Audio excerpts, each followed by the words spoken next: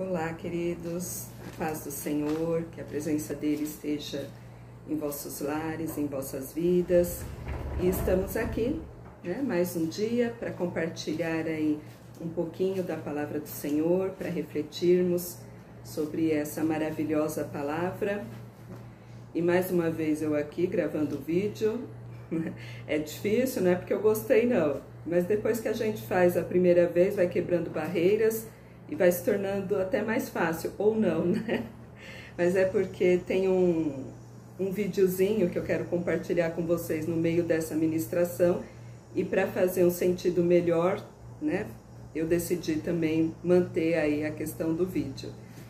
Então eu gostaria que você abrisse comigo a palavra em 1 Reis, no seu capítulo 6, os versos 12 e 13. Amém? Diz assim a palavra do Senhor: Quanto a esta casa que tu edificas, se andares nos meus estatutos e fizeres os meus juízos e guardares todos os meus mandamentos, andando neles, confirmarei para contigo a minha palavra, a qual falei a Davi, teu pai. E habitarei no meio dos filhos de Israel, e não desampararei o meu povo de Israel. Aqui era Deus falando com Salomão. Salomão estava já na finalização da construção do templo, e aí o Senhor veio e entregou essa palavra para ele. Mas antes vamos reviver aí quem foi Salomão, né? Salomão, ele foi o terceiro rei de Israel, filho de Davi e Batseba. Ele governou durante Israel aproximadamente entre 971 e 931 anos antes de Cristo. Sabemos que ele é muito conhecido por sua sabedoria e por ter sido o rei que construiu o Templo de Jerusalém, um sonho que era do seu pai. Sabes também que ele foi o segundo filho de Davi e Batseba, e ele reinou em Israel por 40 anos. E de todas as construções que ele fez muita coisa. Sem dúvida, o templo foi uma das mais importantes, porque é algo que foi prometido lá para o seu pai. Davi idealizou a construção desse templo porque ele queria abrigar a Arca da Aliança. Sabemos que antigamente a Arca da Aliança ela representava a presença de Deus. Então Davi tinha uma preocupação muito grande e ele idealizou, sonhou, escreveu, projetou todo esse templo. Mas por conta também do pecado de Davi, Deus não permitiu que ele o fizesse, mas prometeu que seu filho concluiria. Então coube aí ao seu filho, a construção desse maravilhoso templo. E é aqui que a gente para um pouquinho, chega na palavra, que o Senhor nos entregou, e eu quero aí compartilhar com vocês um vídeo, e já já a gente volta. Existem duas visões sobre a existência de Deus que são bem parecidas, o teísmo e o deísmo. Ambos acreditam na existência de Deus, porém existe uma diferença que os separam. O teísmo acredita que Deus criou tudo e que ele se envolve com sua criação. O deísmo, por outro lado, embora acredite que Deus é o criador de tudo, ele nega o envolvimento dele com suas criaturas. Uma metáfora muito usada pelos deístas é comparar a Deus com um relojoeiro, o qual deu a corda no relógio, mas depois o abandonou à sua própria sorte. Na visão deísta, Deus não se importa com o que acontece neste mundo. Nós estamos sozinhos e não podemos contar com a presença do Criador. Porém, o deísmo vai na contramão da forma com que Deus se revela na Bíblia. Além de ser descrito como Criador, a Bíblia também se refere a Deus como um mantenedor que deseja estar próximo de suas criaturas. Veja, por exemplo, a mensagem transmitida no capítulo 6 de 1 Reis. Logo no início, temos o pedido de Deus ao jovem rei Salomão. Veja: Então veio a palavra do Senhor a Salomão dizendo: Quanto a esta casa que tu edificas, se andares nos meus estatutos, e executares os meus juízos, e guardares todos os meus mandamentos andando neles, cumprirei para contigo a minha palavra, a qual falei a Davi teu pai.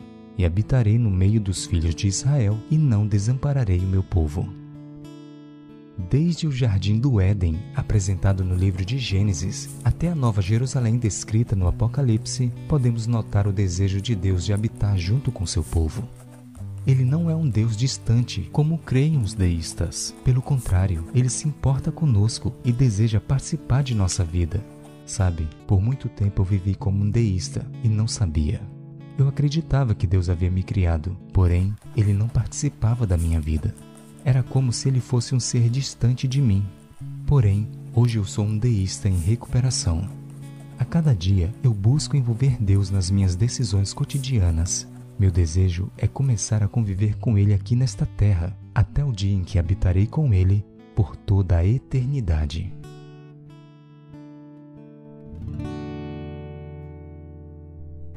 Um vídeo muito legal, né? Eu ouvi e me senti muito tocada.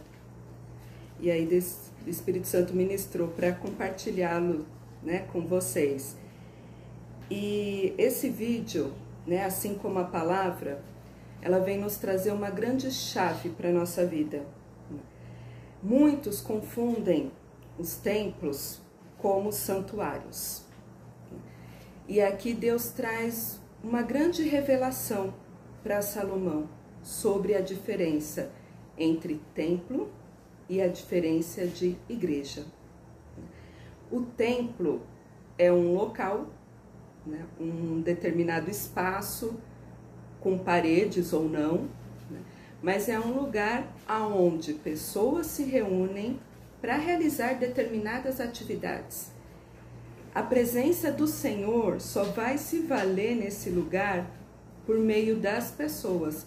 O templo em si, o espaço em si, ele não abriga a presença do Senhor.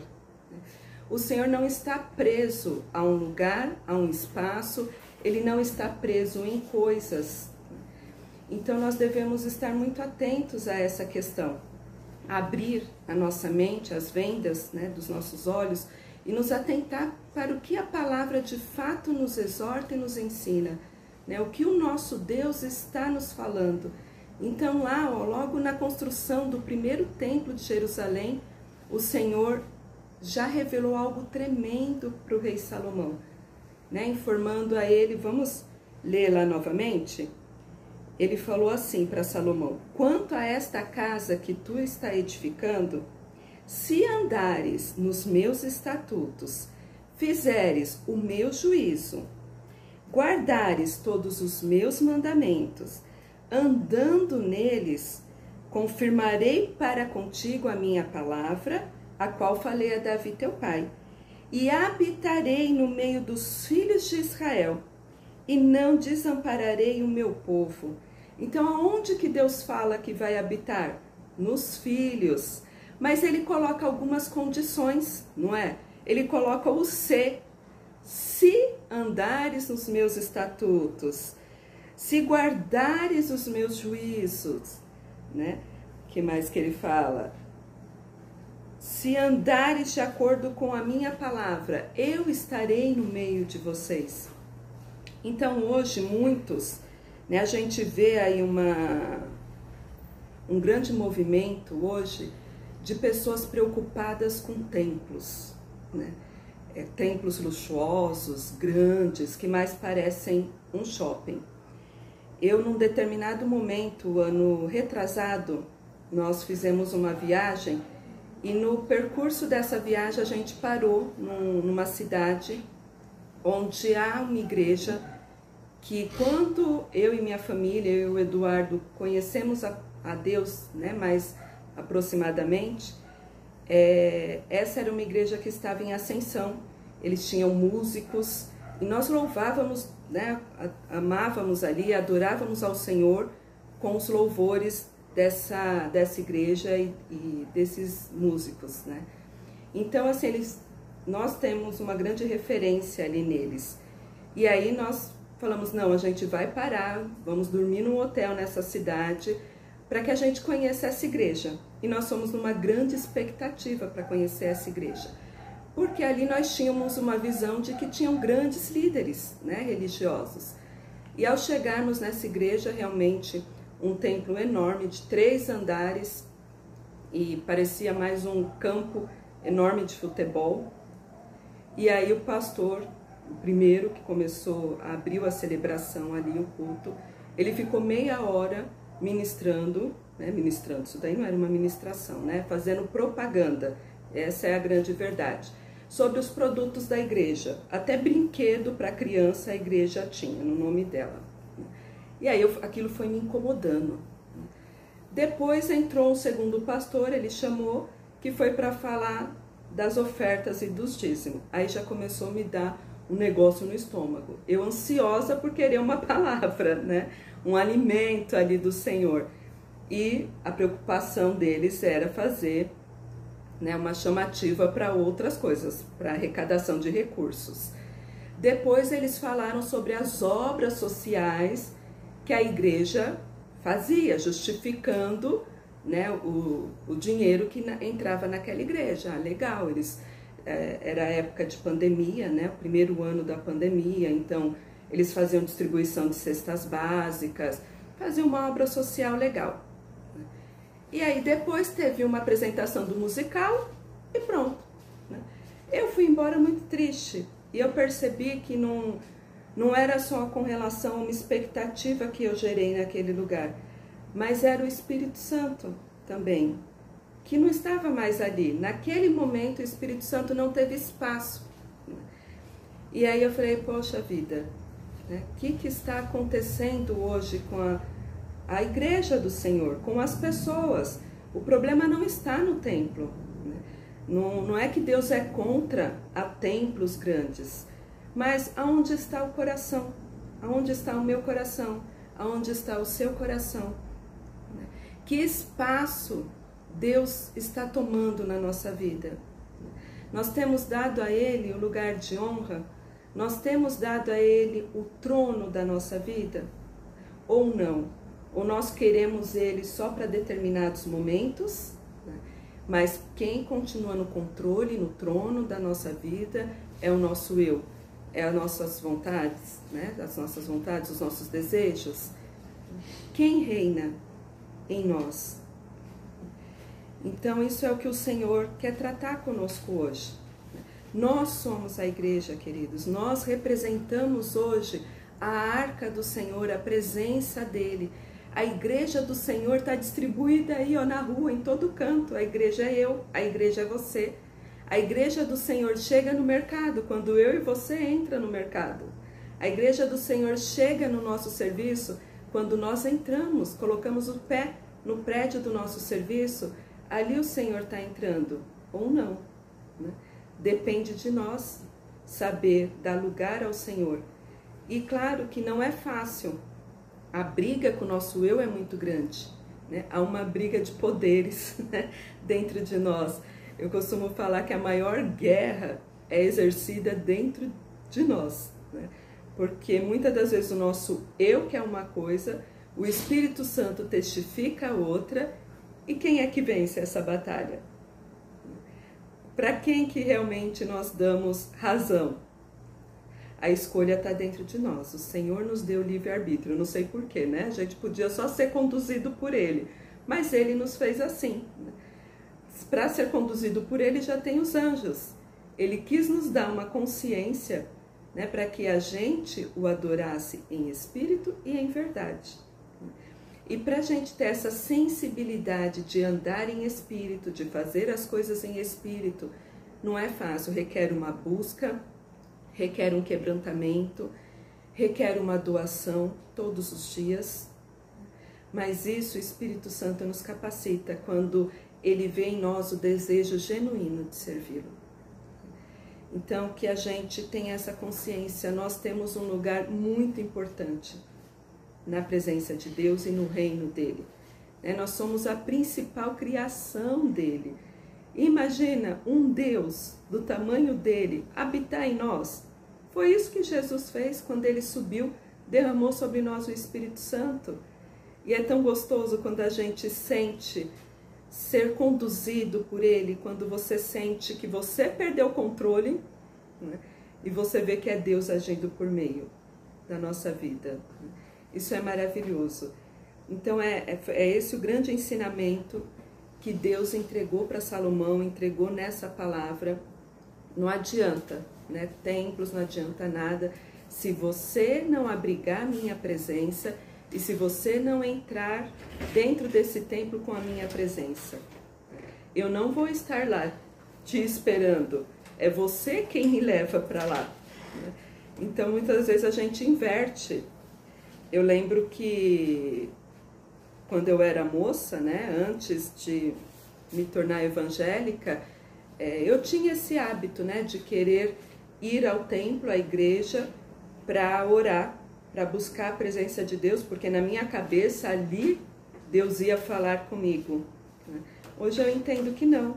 Hoje eu sei que na palavra Jesus falou: fecha a porta do seu quarto, entra e ali eu vou estar contigo. E eu já tive grandes experiências com o Senhor. No momento mais difícil da minha vida, eu lembro que às vezes a angústia, o temor, a tristeza me vinha sobre minha vida no local do meu trabalho. E aí eu falava assim: Deus, eu preciso da tua presença. Mas eu preciso ir para um lugar, porque no espaço onde eu trabalhava tinha mais de 200 pessoas. E para onde que eu ia? Para dentro do banheiro. Você entrava literalmente no trono e ali eu conversava com o Senhor. E quando eu saía dali, eu estava bem diferente da qual eu havia entrado. Então não importa o lugar. Nós sabemos que lá nos primórdios, nossos irmãos não tinham templos. Eles se reuniam nas cavernas, eles se reuniam às vezes até escondidos no meio da floresta. O templo é uma coisa, né, mais moderna, que é necessário também. Né? O templo é um lugar onde nós podemos dizer que ele é consagrado ao Senhor. Né? Ou seja, é um lugar onde ali a gente leva a salvação para as pessoas, ali a gente desenvolve atividades do reino, ali nós temos a comunhão com os irmãos. Né? A importância, Deus coloca isso como importância da gente pertencer a uma igreja, né? A um templo, a uma comunidade, onde nós possamos compartilhar, é a família de Cristo. Né? Então é importante nós estarmos vivendo em comunhão com os irmãos. Né? Não estou querendo aqui tirar a importância disso, mas que a gente entenda, né, o que é o templo do Senhor e o que é a igreja do Senhor, que somos nós. Amém, queridos? Uma palavra reveladora, poderosa. E agora eu gostaria de orar com os irmãos. Amém? Pai querido, obrigada, Deus, por mais essa palavra maravilhosa. Obrigada por compartilhar conosco, Senhor, a tua vontade, o teu querer. E nesta hora, Senhor, nós nos rendemos a ti. Pedimos a vós, Senhor, que a tua palavra seja vivificada em nossas vidas, Senhor, ela se transforme e ela dê os seus frutos, ó Pai. Continue a falar conosco, revelar em nós, Senhor, a cada um de nós, o que nós devemos fazer, ó Pai, para atrair mais da tua presença, Senhor, para que possamos exalar mais do teu perfume, mais do teu amor, Senhor, para que possamos, ó Pai, dar o verdadeiro lugar a qual pertence a ti em nossas vidas, ó Pai. Rendemos a ti o nosso ser, Senhor. Entendemos, ó Pai, que tu és soberano. Entendemos que tu és, Senhor, o Deus que reina e governa em nossa vida, Pai. Mas nos ajude, Senhor, a colocar isso em prática, a fazer valer, ó Pai, e a poder frutificar em ti, ó Deus. Senhor, eu também quero apresentar, ó Pai, as necessidades colocadas, Senhor, nesse nosso grupo de oração. Senhor, cada pedido feito, cada vida agora, Senhor, que sobe a nossa mente, ó Deus, que tu visite, Senhor, que tu envie os teus anjos, ó Pai, que tu chegue em cada lar, Senhor, que tu chegue em cada vida, meu Pai, que tu restaure, Senhor, pois nós confiamos em ti, sabemos do teu poder, ó Pai, sabemos que tu pode mudar, Senhor, situações, ó Pai, restaurando, Senhor, curando, Jesus, e libertando, ó Deus.